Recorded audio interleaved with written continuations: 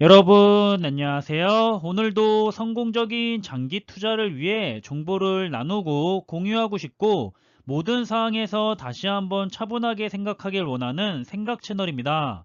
미국에서 탄소 배출권에 직접 투자하는 상장 지수펀드 ETF가 올해 60%가 넘는 높은 수익률을 보이고 있습니다. 그리고 이달 말 국내에서도 환경과 책임, 투명 경영의 ESG 바람을 타고 탄소 배출권 ETF 4종이 동시에 상장될 예정인데요.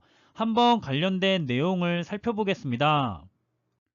미국에서 탄소 배출권에 직접 투자하는 상장 지수 펀드 KRBN ETF가 올해 벌써 60%가 넘는 수익률을 보이고 있어서 투자자들의 관심이 모이고 있습니다.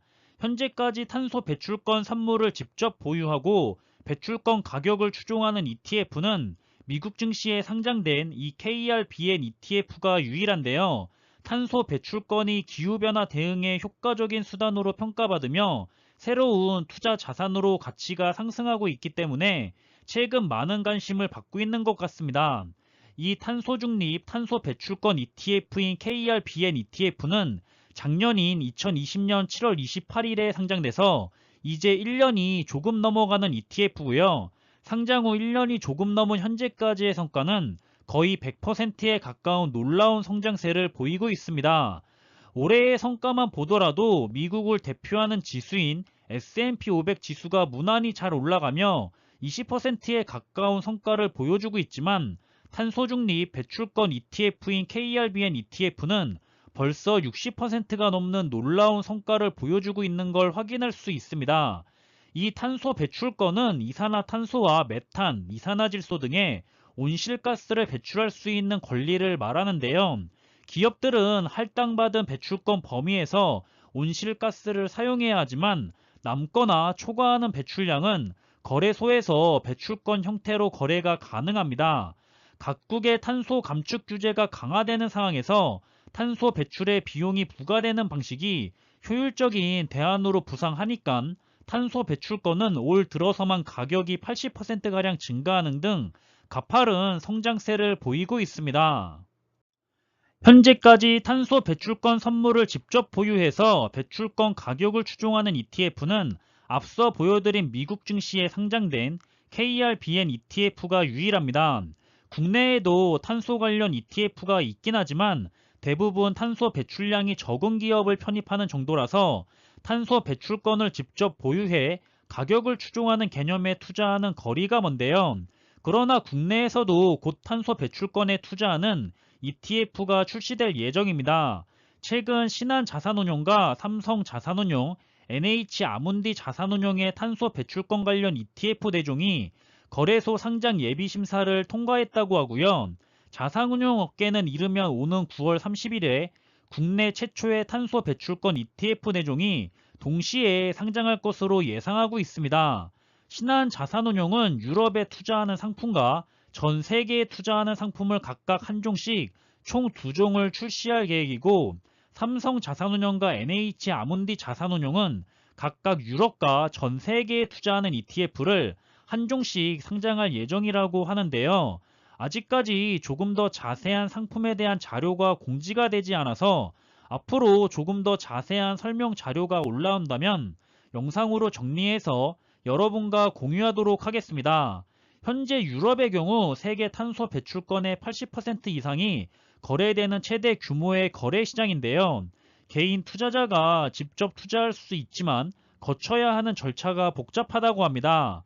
따라서 이번에 국내 ETF 상장을 통해서 국내 개인 투자자들은 유럽 등의 탄소 배출권에 비교적 쉽게 투자할 수 있게 된다는 기대를 하고 있다고 하고요.